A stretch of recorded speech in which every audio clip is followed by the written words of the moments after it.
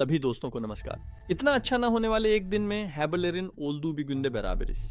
दिलचस्प बात यह है कि अभी भी मैं और आप दोनों ही क्रिप्टो में अपनी रुचि बनाए हुए हैं। मैंने दिलचस्प बात क्यों कहा? क्योंकि हम बहुत गंभीर लिक्विडेशन की समस्या का सामना कर रहे हैं। हम लिक्विडिटी की समस्या का सामना कर रहे हैं, यानी क्रिप्टो में पैसे का आना जरूरी है, और यह चाहे मैक्रो इकोनॉमिक हालात हो या भू राजनीतिक जोखिमों के कारण अच्छा नहीं चल रहा है। आज हम किस पर नजर डालेंगे? अमेरिका और ईरान के बीच एक शांति समझौता होना था, प्रतिनिधिमंडल नहीं आया, समझौता नहीं हुआ।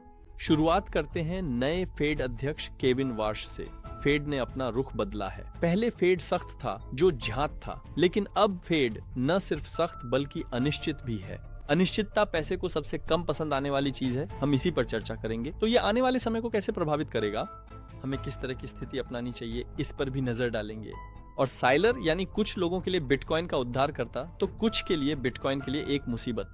साइलर नाम का एक किरदार है और इसके STRC शेयर में एक पेग टूटना हुआ है। अगर आपको याद हो तो पहले लूना में भी पेग टूटने की घटना हुई थी और हमने बहुत कठिन दिन देखे थे।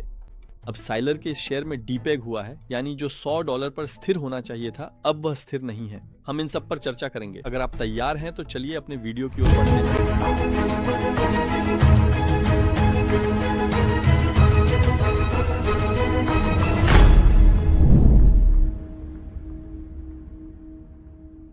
दोस्तों, एक बार फिर मेरे वीडियो में आपका स्वागत है।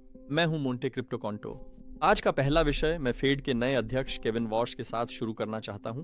अगर आपको याद हो तो पहले के फेड अध्यक्ष की बहुत बार बहुत कड़ी आलोचना की जाती थी। बाजार अच्छा है, तुम ब्याज दरें कम नहीं कर रहे हो, तुम उस कुर्सी के लायक नहीं हो। और अब वह फेड अध्यक्ष आ गया है जिसे सब चाहते थे। लेकिन यह फेड अध्यक्ष भी सख्त है और उसने कहा, हम अभी भी अपनी मुद्रास्फीति के लक्ष्य से दूर हैं। हम ब्याज दरें कम नहीं करेंगे। और कुछ दिन पहले हुई बैठक में ब्याज दरें 3.5 से 3.75 की सीमा में स्थिर रहीं। लेकिन दोस्तों, ब्याज दर के फैसले से भी ज्यादा महत्वपूर्ण चीज है, वह है बयान। बयान में कारण, अपेक्षाएं और भविष्य की योजनाएं बताई जाती हैं। उसने कुछ अच्छी बातें भी कही, जैसे बिटकॉइन युवाओं के लिए डिजिटल सोना है। उसने अच्छी बातें भी कही, लेकिन कुछ ऐसी बातें भी हुई जिन्होंने मुझे बहुत परेशान किया। बयान में हम ये देखते हैं, समिति के 9 सदस्य 2026 खत्म होने से पहले एक बार ब्याज दर बढ़ने की उम्मीद कर रहे हैं। ये बहुत बुरी खबर है, लेकिन इससे भी ज्यादा गंभीर एक और बात है। अब फेड में फॉरवर्ड गाइडेंस यानी भविष्य के दिशा निर्देश होते हैं। यह बहुत महत्वपूर्ण है, क्योंकि पैसा अनिश्चितता पसंद नहीं करता। उदाहरण के लिए वे कहते हैं कि 2024 या शायद 2025 में फेड द्वारा 6 बार ब्याज दरों में बढ़ोतरी की उम्मीद है। 2025 तक महंगाई की उम्मीदें स्थिर होने पर 2026 में 2 बार ब्याज दरों में कटौती संभव है। अगर यह जानकारी पहले होती तो हर कोई उसी के अनुसार अपनी निवेश योजनाएं और तैयारी कर लेता, है ना? लेकिन दोस्तों, अब ये चीज खत्म हो गई है। यानी आने वाले समय में हम ये करेंगे, वो करेंगे, प्रोजेक्शन इस तरह होगी। अब आगे के लिए ऐसी कोई दिशा निर्देश नहीं दी जाएगी। इससे बाजारों में गहराई से हलचल मच गई और बिकवाली की लहर आ गई। यानी ना तो आप पूरी तरह से सख्त हैं, न ही फेड की ओर से कोई स्पष्टता है। क्या इतना काफी था? काफी नहीं था। अब अमेरिका और ईरान दोस्तों शांति वार्ता के लिए स्विट्जरलैंड में मिलने वाले थे। ये अनिश्चित काल के लिए स्थगित कर दिया गया है। यानी शांति नहीं हुई, शांति वार्ता नहीं हुई। और फिर से होर्मुज झलड़ मरुमध्य कभी खुलता है, कभी बंद होता है, कभी खुलता है, कभी बंद होता है। अनिश्चितता पूरी तरह हावी है। ये पहले से ही पीछे हट चुकी तेल की कीमतों पर तुरंत विपरीत प्रभाव डाला। देखिए दोस्तों, तेल की कीमत तेजी से गिर गई थी और हम $76 तक नीचे आ गए थे। क्या हुआ? फिर से ये $80 के ऊपर चला गया। अगर ऐसा ही चलता रहा तो $90, $95 और फिर से ये हमारे लिए महंगाई के रूप में लौटेगा। एफीड कहेगा कि फिर से ब्याज दर बढ़ा दें और हम घूम फिर कर उसी सुबह में जागते हैं। सच कहूं तो शायद सोमवार का दिन था। शुक्रवार 19 तारीख को जब शांति समझौते पर हस्ताक्षर की बात हुई तो मुझे बिल्कुल विश्वास नहीं हुआ। ये अब बच्चों का खेल बन गया है और च्युइंग गम की तरह खिंचता ही जा रहा है।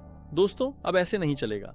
दुनिया की राजनीति ऐसे आगे नहीं बढ़ती। मैं विश्वास नहीं कर रहा था, लोगों को यकीन नहीं था। कई दिनों से बहुत से लोग बिक्री कर रहे हैं। नकदी फिर से बॉन्ड्स में जा रही है। बाजार को भी पता था कि यह नहीं होगा। आज की घोषणा के अनुसार इसे अनिश्चित काल के लिए टाल दिया गया है। ये बच्चों का खेल बन गया है। मैं इस मामले में बहुत गुस्से में हूँ। ये स्थिति बेवकूफी भरी है, इसीलिए ऐसे बाजारों में ज्यादा उत्साहित न हो। वैसे भी असली निवेशक स्मार्ट मनी की जोखिम लेने की इच्छा पहले से ही बहुत कम है। इसीलिए हम अभी क्रिप्टो में परेशानियां झेल रहे हैं। बाजार पीछे हट रहा है।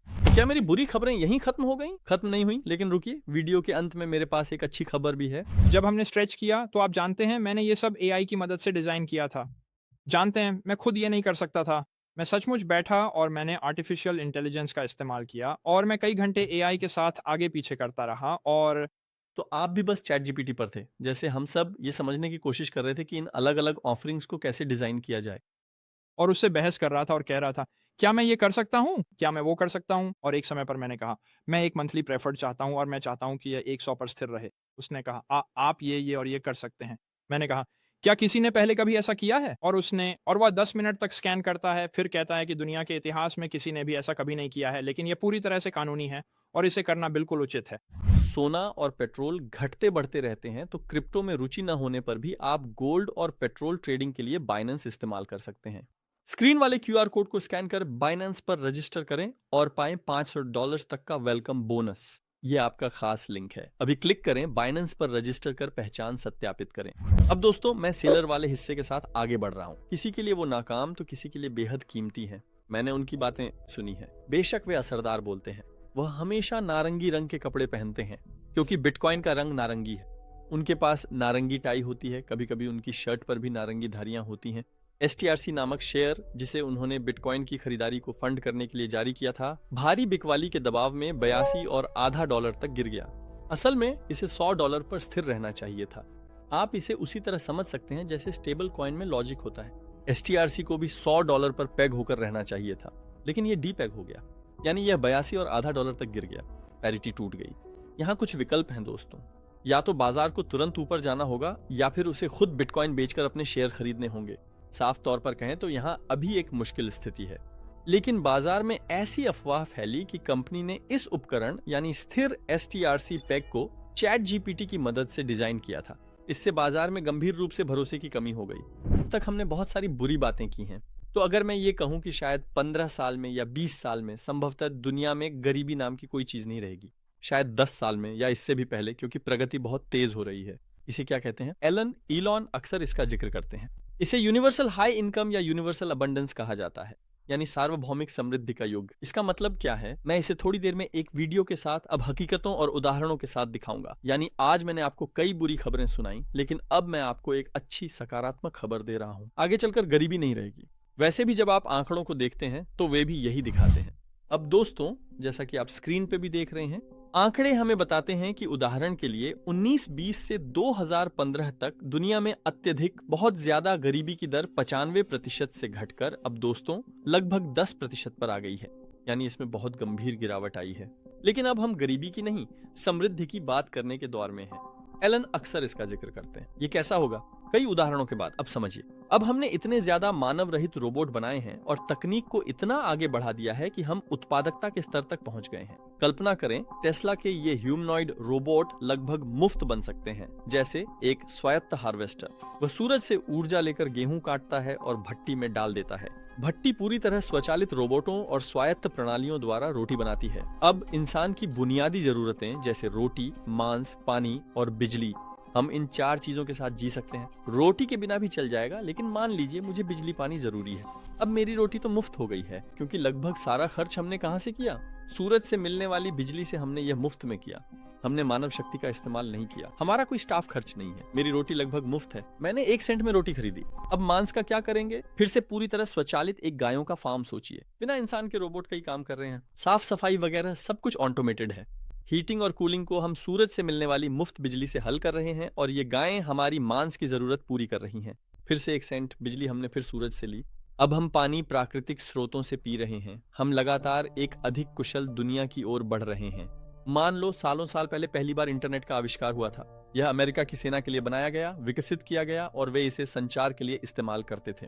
ये एक बहुत महंगा सिस्टम था। आम लोग तो वैसे भी इसे इस्तेमाल नहीं कर सकते थे, बट अब ये इतना सस्ता है कि रोबोट्स ही नहीं, AI तक हमारी पहुंच है। वैसे AI भी 23 साल पहले से इस्तेमाल में है।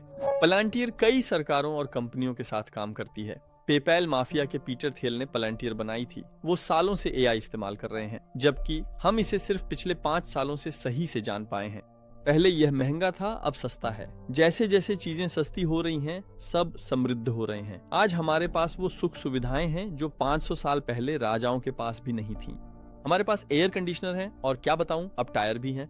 कार का सफर बहुत आरामदायक है। सस्ती हो या महंगी, सभी में बेहतर टायर होते हैं।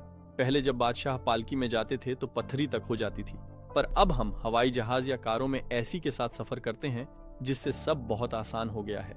यह इंटरस्टेलर फिल्म का सीन नहीं बल्कि हकीकत है। इस स्टार्टअप को प्लांटर के सह संस्थापक पीटर थियल का समर्थन प्राप्त है। यह स्टार्टअप एआई डेटा सेंटर्स को समुद्र में लगाने की बात करता है। एआई अभी भी महंगा है क्योंकि इसे बिजली, हीटिंग और कूलिंग चाहिए, लेकिन वे कहते हैं कि हम इसे समुद्र में स्थापित करें। आर्टिफिशियल इंटेलिजेंस डेटा सेंटर्स वैसे भी सैटेलाइट के जरिए संवाद कर सकते हैं। लहरों की गति की मदद से यह अपनी बिजली खुद पैदा करता है और इसके अलावा समुद्री पानी का उपयोग करके ठंडा भी करता है। उनका कहना है कि इस तरह से हम बहुत सस्ते और सुलभ आर्टिफिशियल इंटेलिजेंस प्राप्त कर सकते हैं। हाँ दोस्तों, सार्वभौमिक समृद्धि ठीक यही है। अब जैसे कि हम अभी चैट जीपीटी के लिए हर महीने $20 दे रहे हैं, शायद हम केवल 10 सेंट देकर चैट जीपीटी के प्रीमियम तक पहुंच सकेंगे। हाँ दोस्तों, वीडियो देखने के लिए धन्यवाद। बिल्कुल, क्योंकि मैंने वीडियो को एक अच्छी खबर के साथ समाप्त किया है, तो आप वीडियो को लाइक करके, चैनल को सब्सक्राइब करके और कमेंट करके हमारा समर्थन कर सकते हैं। अगली वीडियो में फिर मिलेंगे, तब तक के लिए अलविदा।